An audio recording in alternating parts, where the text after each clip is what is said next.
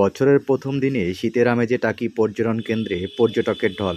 শীতের আমেজে রীতিমতো উৎসবের মেজাজে বছরের প্রথম দিনে সকাল থেকেই টাকি পর্যটন কেন্দ্রে পর্যটকের ঢল চোখে পড়ার মতো। বিশেষ করে ভারত বাংলাদেশ সীমান্তে ইছামতির তীরে টাকির মনোরম পরিবেশে দেশ বিদেশের নানা জায়গা থেকে আসা পর্যটকরা পিকনিকের আমেজে মেতে উঠেছে। তবে পাশাপাশি আছে ইছামতির পক্ষে নৌকা ভ্রমণ। সব মিলিয়ে এদিন টাকির চিত্র সকাল থেকেই উৎসব মুখর। সরাসরি টাকি থেকে সেই চিত্র উঠে এলো আমাদের ক্যামেরায়।